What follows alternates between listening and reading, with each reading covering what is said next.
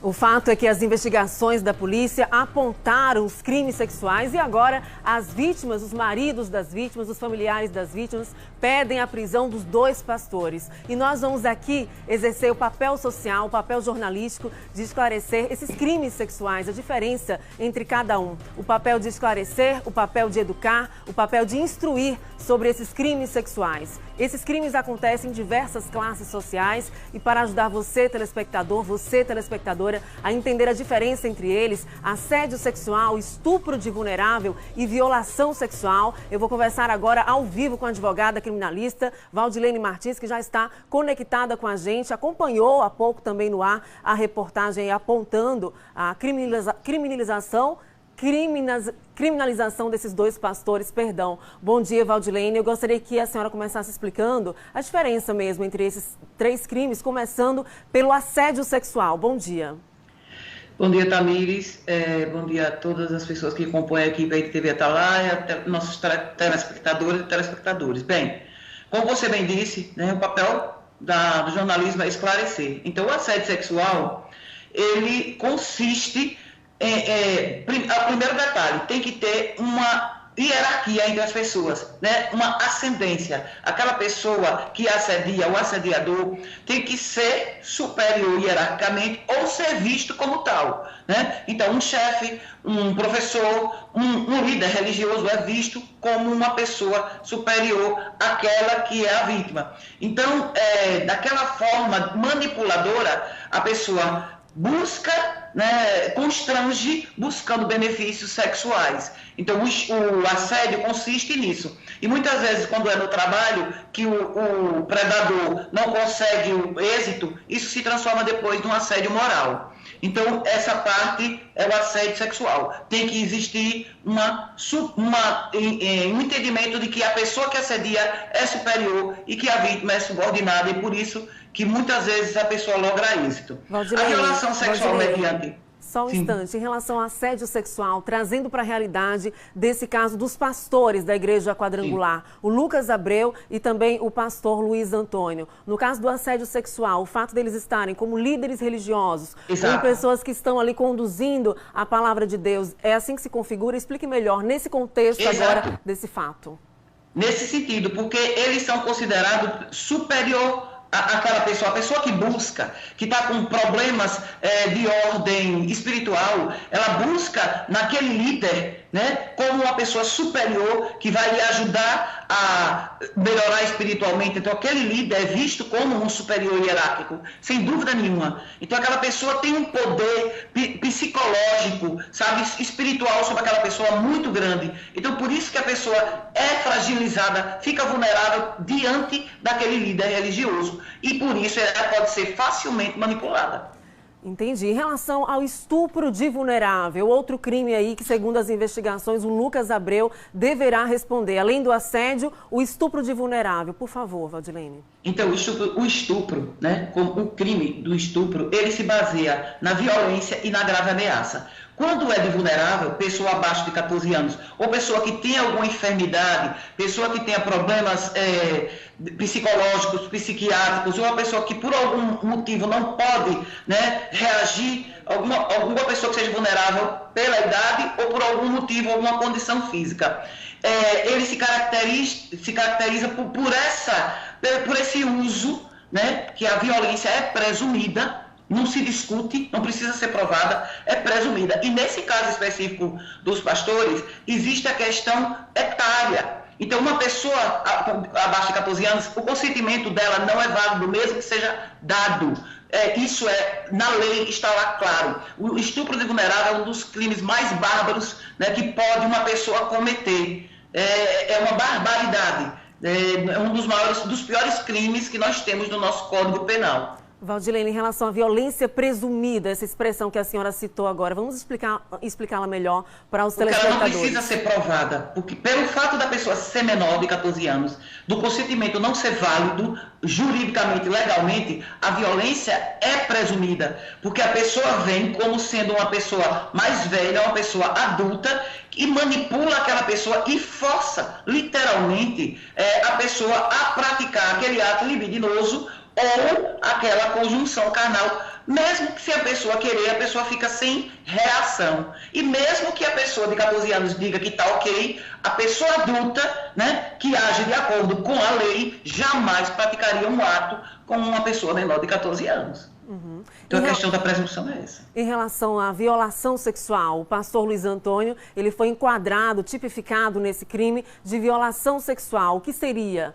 Por favor. Então, a violação sexual mediante fraude, ela tem base justamente na fraude, né? É aquele arrudeio que se faz, aquela manipulação, aquele ato enganoso de má fé, com o intuito de ludibriar o discernimento da pessoa que já está, no caso em tela, abalada espiritualmente, uma pessoa que está vulnerabilizada espiritualmente. Então aquela pessoa é manipulada e, em princípio, se ela disse sim e se ela foi, olha, o que as pessoas precisam entender, em qualquer desses casos, excetuando o caso de menores, a pessoa sendo adulta, o que a pessoa precisa entender é assim: pode sim a pessoa ter praticado aquele ato em algum momento porque quis. A partir do momento que a pessoa diz não, é não, e se não tem um consenso, é crime. Então, a violação sexual mediante fraude, ela faz isso, ela faz um entorno ao redor da vítima, que a fragiliza e que mesmo ela querendo dizer não, ela não consegue, e ela é ludibriada a ponto de cair na armadilha e ir. E ela indo pela primeira vez, então fica aquela ameaça,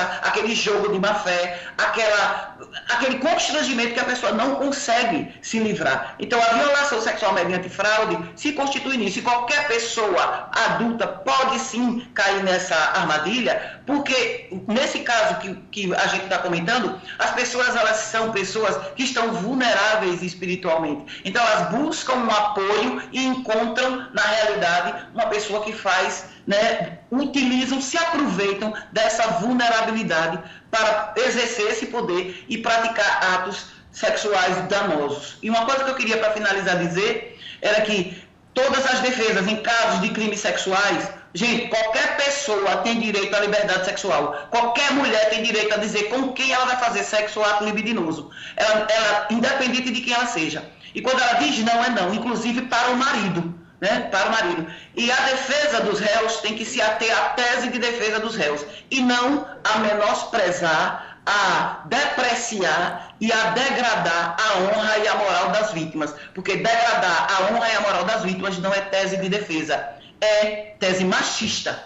Então a gente tem que se ater a isso. Aos fatos, fez, não fez, se fez, tem que pagar pelo que fez. E as pessoas têm que denunciar, como a delegada disse. Tem que denunciar o quanto antes. Tem que denunciar. E bastou uma mulher denunciar para surgir uma série de mulheres denunciando. Como a gente acabou de acompanhar na reportagem, houve até escuta de vítimas de outros estados também que estiveram ali compondo as investigações da polícia. Agora, o detalhe também que a gente acompanhou na reportagem da Aline Aragão é que o advogado de acusação, ele pede que o pastor Luiz Antônio seja enquadrado no crime de estupro. Houve alguma mudança de 2009 para cá em relação a essa lei, porque o advogado questiona o fato dele não ter sido enquadrado no crime de estupro?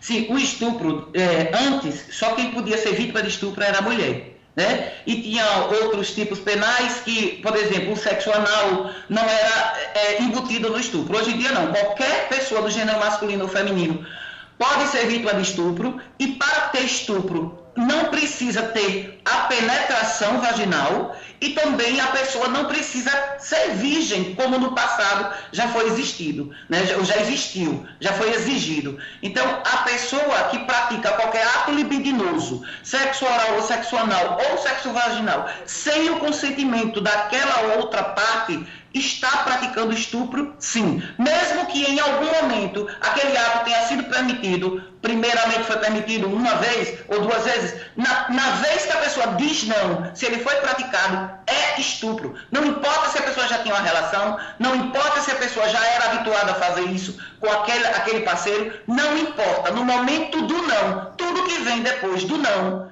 é crime. É crime. Veio depois do não, é crime. É isso que tem que ficar claro.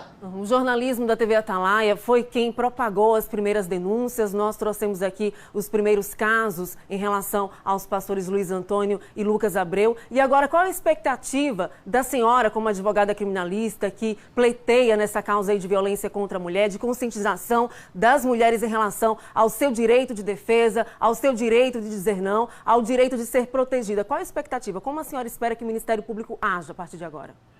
A minha expectativa é que as vítimas não sejam desacreditadas, porque nós temos uma cultura patriarcal machista, onde a palavra da mulher é sempre questionada. Né? Sempre questionada, será que foi? Será que não foi? Com que roupa ela estava? Quem é ela? As perguntas que devem ser feitas não são essas. As perguntas que devem ser feitas é: quem é esse cara? Quem é este homem que se aproveita de uma posição para usufruir sexualmente de pessoas vulnerabilizadas por uma questão física, psicológica ou espiritual? A pergunta tem que ser essa: quem é esta pessoa? Porque para você praticar esse tipo de crime sexual, você tem que ter uma falha terrível de caráter. Então, a minha expectativa é que a sociedade pare de julgar as vítimas e comece a analisar o perfil dos criminosos ou dos supostos criminosos, para que veja que essas pessoas, de regra, são bem vistas socialmente. Né, são vistas como cidadãos de bem, mas que no seu íntimo, entre quatro paredes onde todo mundo está vendo, mostram a sua versão verdadeira. E as vítimas não podem ser julgadas e condenadas porque denunciaram. E as mulheres se encorajem, denunciem. Vale a pena enfrentar todo o julgamento social, você denunciando, do que você ficar calada, padecendo, sofrendo como muitas sofrem, com depressão, com tendência suicida, com automutilação, por conta dessas barbaridades que são cometidas por homens sem caráter. E aqui é bom que se frise que os homens não são todos iguais. Por isso que os homens que não são assim têm que se levantar contra esses homens que praticam esse tipo de crime, que é o pior tipo de crime, é câncer social. Homens que praticam esse tipo de crime são predadores, como o advogado disse, e precisam ser retirados do convívio social. E os predadores sexuais, geralmente, eles não modificam, né? Há uma tendência de repetir aquele crime, como foi dito pelo advogado. Muito obrigada, Valdilene Martins, pelos esclarecimentos. São esclarecimentos baseados na lei, são esclarecimentos baseados nos direitos das mulheres, são esclarecimentos que devem cada vez mais vir à tona, e é nosso papel aqui encorajar as mulheres a denunciarem sim. E é papel dos órgãos apoiar essas mulheres, é papel da polícia ouvi-las, é papel da justiça, do Ministério Público estarem à frente desse caso e de outros casos, inúmeros casos, que muitas vezes são escondidos debaixo do tapete. Muito obrigada, Valdilene Martins, pela participação. Prazer é todo meu. Obrigado pelo espaço. Bom dia.